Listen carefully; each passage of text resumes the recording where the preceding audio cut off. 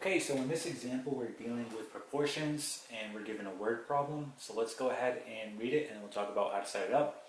It says 617 people voted for candidate 1. About how many total people voted? So they give you this big table here of values, and notice on the left that we have District A, District B, District C, and then the total. And then on top we have candidate 1, candidate 2, other, meaning an other candidate, and then the total, okay?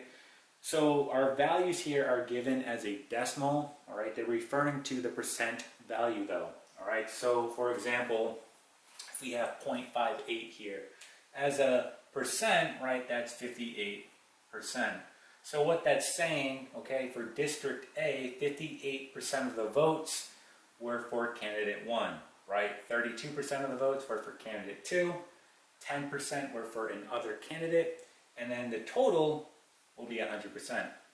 Now, if we look at this total here, this comes from averaging, okay, the total votes from all three districts, right? So if I take 58%, 50%, and 62%, so I would add those up and divide by 3, that's going to give me the total amount of votes for candidate 1 between all three districts. Okay, let's go back to what the problem is asking though. It says 617 people voted for candidate 1. About how many total people voted? So this really is not bad. All you have to do is set up a proportion. All right, so what you want to do is you want to look at this row right here where it says total. Because it says 617 people voted for candidate 1. So that 617 people, that's coming from both District A, District B, and District C. So we want to look at the total.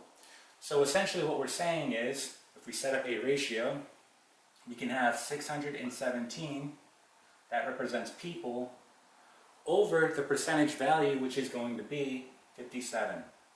All right, 57%. We'll just write it as 57. Now to set up a proportion, we're going to set this equal to, again, we want to know the total amount of people who voted, so that's going to be 100%. So for our percent, we're going to write that on the bottom so it lines up with what we have here. Again, we want our percents to line up. So our percent will go on the bottom, that's going to be 100%. And up top, we're just going to put a variable because this will represent the total amount of people who voted. So again, we have two ratios equal to each other. This is a proportion. I'm going to solve for x, and that will be my answer. So when you have a proportion, you can simply just cross multiply. Okay, in doing that, you're going to get 57x equal to, now we're multiplying by 100 here, so all we have to do is add the two zeros, okay? And then our last step, divide by 57. Okay, so at this point, we're going to go ahead and plug this into our calculator and see what we get. So we get 61,700 divided by 57. And again, we are going to round this answer. So we're going to say x is about, and we're going to say 1082. So about 1082. So that's the total amount of people who voted. Okay? So this here would be your final answer. Okay? And that is it.